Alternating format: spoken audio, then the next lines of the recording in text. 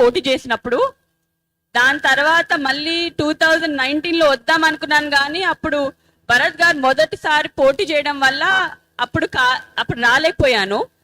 మళ్ళీ ఈసారి 2024లో ఈసారి భరత్ గారు పోటీ చేస్తున్నా కూడా 2 రోజులు బ్రేక్ తీసుకున్నా నేను ఇక్కడికి డెఫినెట్ గా రావాలని, సభ ఉందని నేను ఈ రోజు 2 రోజులు వచ్చి ఇక్కడ ఎలాగన్నా మిమ్మల్ని చూడాలి, మళ్ళీ ఇన్ని సంవత్సరాల తర్వాత ఒకసారి అందరిని చూడాలని ఇక్కడికి వచ్చాను.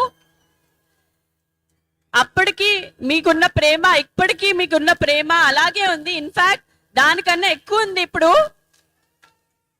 దానికి నేను హృదయపూర్వక ధన్యవాదాలు చెప్పుకుంటున్నాను. చాలా ఆనందంగా ఉంది నిజంగా ఇవాళ ఇక్కడికి రావడం. ఇప్పుడు మనందరికి తెలుసు మన ఎన్నికల సమయం వచ్చింది. ఎప్పుడండి ఎన్నికలు? మే 13. అందరు ఓటేస్తున్నారా? ఎవరికి ఓటేస్తున్నారు?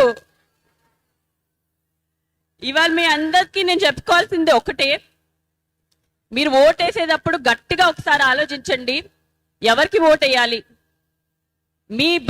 నా కోసమో ఇంకెవరి కోసమో కాదు, మీ గురించి ఆలోచించుకోండి. మీ భవిష్యత్తు కోసం ఓటేయండి, మీ అభివృద్ధి కోసం ఓటేయమని అడుగుతున్నాను అందరినీ. మీకు తెలిసిందే, టీడీపీ ఎప్పుడూ సంక్షేమ పథకం గురించి ఇంకా అభివృద్ధి గురించి ఆలోచించే పార్టీ. ఇప్పుడు సంక్షేమం ఒక్కటే లేకపోతే అభివృద్ధి ఒక్కటే చేస్తే మనకి ఎప్పుడు మనం జీవితంలో పైకి రాలేము. ఉట్టి సంక్షేమ పథకాలు ఉంటే మనం ఇవాళ బాగానే ఉంటాము, కానీ మన రేపు బాగుండాలంటే, ఒక కారు కొనాలంటే, ఒక ఇల్లు కట్టాలంటే అది సరిపోతుందా మీకు? అభివృద్ధి అనేది చాలా ఇంపార్టెంట్. మన సంక్షేమ పథకాలు ఇంకా అభివృద్ధి రెండు తేగలే మనిషి ఒక్కలే ఉన్నారు, అది మన నారా చంద్రబాబు నాయుడు గారు. ఆయనకి ఓటేసి మనం గెలిపించడం, సీఎం చేయడం మన బాధ్యత. అదే కాదు, హిందూపురానికి ఎమ్మెల్యేగా, ఇప్పుడు కరెంట్ ఎమ్మెల్యే, ఇంకా మళ్ళీ ఎమ్మెల్యే అభ్యర్థిగా పోటీ చేస్తున్న నందమూరి బాలకృష్ణ గారు నాన్నగారు, మీరు 2 సార్లు గెలిపించారు ఆల్రెడీ. ఆయన చేసిన ఇక్కడ చాలా కార్యక్రమాలు. మొదటిగా మనం మాట్లాడాలంటే నీటి సమస్య.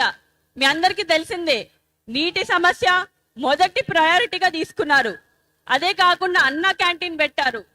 ఇక్కడ రోడ్లు కానివ్వండి, చాలా కార్యక్రమాలు చేశారు మీకోసం, ఇంకా చేస్తూనే ఉంటారు. మనం సీఎంగా చంద్రబాబు నాయుడు గారిని, ఇక్కడ ఎమ్మెల్యేగా మన నందమూరి బాలకృష్ణ గారిని గెలిపించడం మన బాధ్యత. మీరందరూ